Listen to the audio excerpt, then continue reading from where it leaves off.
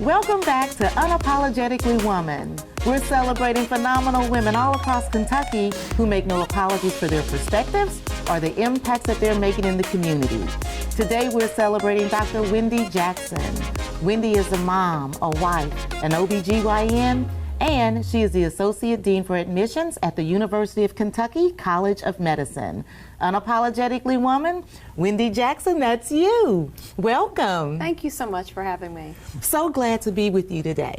So, how does a girl from Ohio end up at K-State?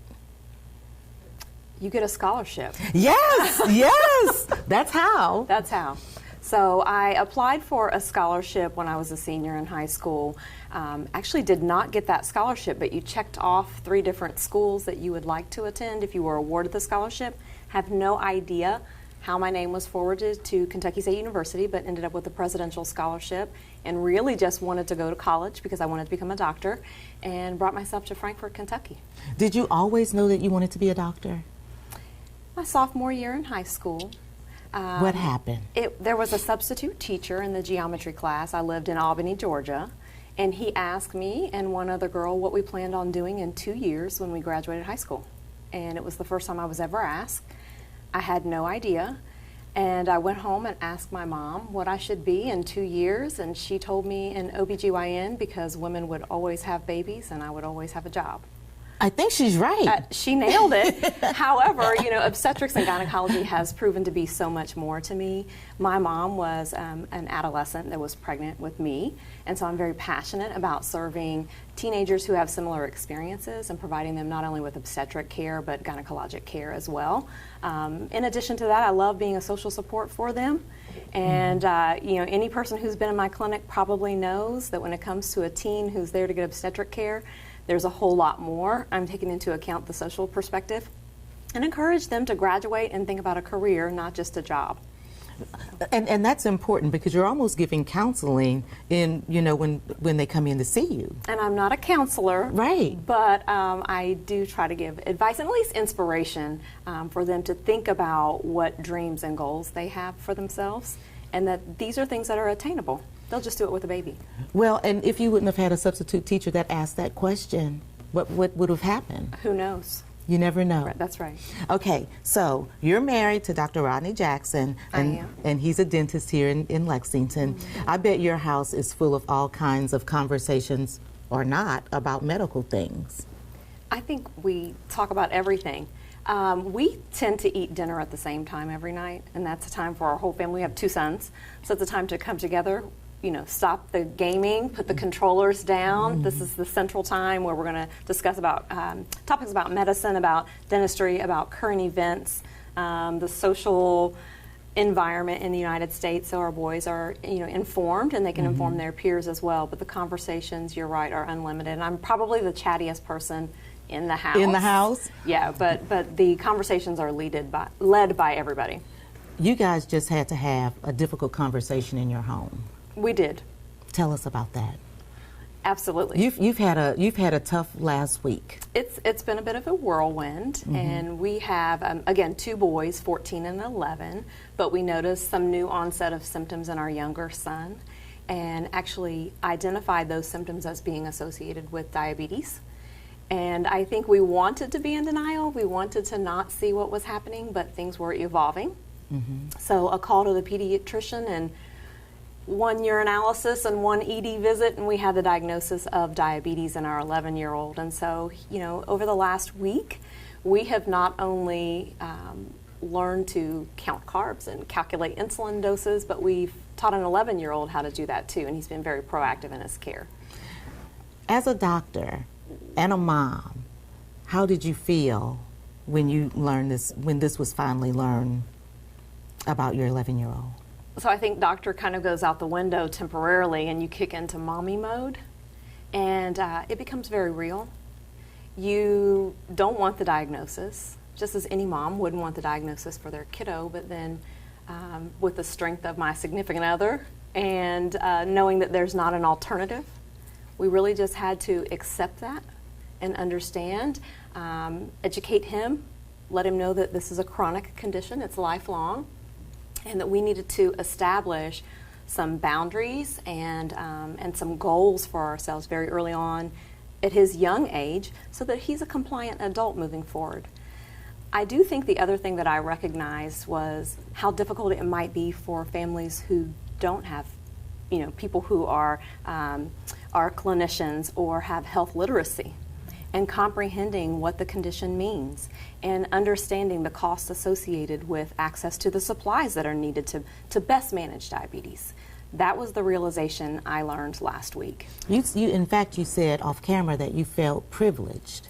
I think it is a privilege to understand what your clinician is communicating to you about a medical condition, right? I think it's important as a provider to make sure your patients and their families understand. It was a privilege to know that I understand type 1 diabetes is chronic. It is going to require very tight blood sugar control.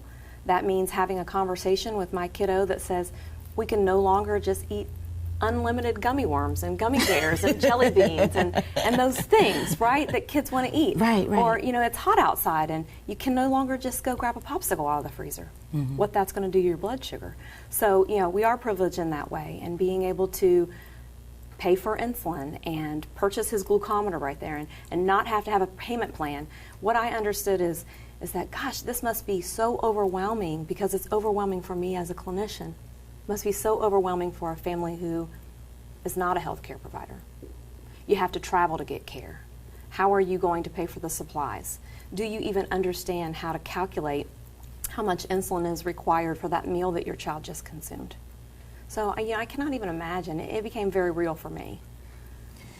You're pulling on my mommy heartstrings right now, because when you're talking about it, I'm imagining this and me working through this, and you're a professional, and so wondering if I would know the right questions to ask, if I would get it, how overwhelmed I might feel if I were in your shoes. I'll be honest. I had to call the endocrinologist on call because I had a question. And I thought, do people even know that this is an option? That if you're at home trying to manage a condition like this for your child, that you're not isolated? Those materials they give you typically have an emergency contact in there. Read through those materials, have that phone number in your cell phone and stored. So if you're in a position where you're like, oh my gosh, I forgot to give the 2 units of insulin he required. Is this the end of the world? Call the on-call physician and have that question answered. You're not isolated, you're not alone. And you're not treating this as if it's the end of the world. You said you had your moments over the week. Let's be real, I had several moments, and people did witness it. and no apologies for that. No, that's what moms not. do. That's what we do. That's what humans do. Absolutely. Right? And especially if anything, if you see me in tears, know for sure it has something to do with a family member. Know that. You don't even have to ask. No. That's just the way that it is. That's right. So let me ask you this. Is there a connection? I understand that your son also had COVID in January. Is there a connection with this and diabetes or any other medical concerns that people should know about? What do you think? Right. So, honestly, we don't have anybody in our family with type 1 diabetes. There are some autoimmune conditions that are in the family. But with a new diagnosis, I think probably every parent does this. You want to Google and you want to, well, for me, I want to search the medical literature. I go to pubmed.gov. I'm looking up what articles are out there. And one of my friends that's a nurse, she just asked me, hey, didn't he have COVID in January? Do you think there's a connection? So I just briefly combed through the literature and look, and there are some publications that are out there that are saying they've seen an increase in diabetes in children who have been diagnosed with COVID. And my son, I'm happy to say that he's been vaccinated. God love him. He's a very loyal mask wearer. He even asks for masks now. But a lot of the connection between diabetes and COVID can resolve over time. So we'll keep our fingers crossed for that. Oh, fingers crossed and prayers up. Now, if he has type 1 diabetes and that's going to be for the rest of his life, we're going to help him manage that, right? We're going to be on board. We're going to have tight glycemic control. I'm going to make sure he has the necessary foods around that are good for managing diabetes. But my goodness, if there is a correlation with his COVID infection earlier this year, and he's a person who ultimately resolves this disease process, that would be phenomenal. So I'm going to keep hope alive. You're going to keep hope alive, and you're not letting this stop you or the family. Absolutely not. We have too many tasks to get accomplished. You're and getting ready to go on vacation. We're going on vacation next week, and he's going with us. Wow. You can't let him stop. Oh, no. And God love him. He's the sweetest human on the planet. I mean, he's so easygoing. He's very compliant. So I think that works in our favor. He loves his veggies, you know.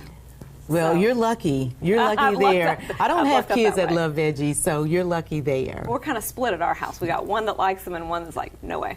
So in your professional life, you work with medicine for fun, but also in your private life, when you're doing things that you enjoy, I just saw you with the Alpha Kappa Alpha Sorority Incorporated with the mammogram bus. You did. Why is that important for you, where you're doing it at work and off work? Well, I would say that it's important if you have gifts, talents, and training to not only use that in your professional life, but take that to the community. For people who don't have access, we want to make sure that we're delivering equity in healthcare. And within my organization, you mentioned Alpha Kappa Alpha Sorority Incorporated, I've been chairing Target 2, which is women's healthcare and wellness. And we really want it to be more robust over this last year, and as my committee sat down to convene and discuss what we wanted to deliver during a pandemic and coming out of a pandemic to our community, mammograms happened to be one of the things on the list. And this is also a national effort within our organization. Kentucky does have they actually have 2 mobile mammography units. And we thought, wow, we could tap into those resources. But then our organization has a mobile mammography unit, and they normally go to larger cities, but Lexington was on the radar, and associated with those services was health and wellness opportunities. So the committee came together, the chapter came together, we rolled up our sleeves, we got busy. Our goal was to deliver 45 to 47 free mammograms to women in central Kentucky. And we had 47 signed up, but you are always going to have some no-shows. We actually provided services to 23.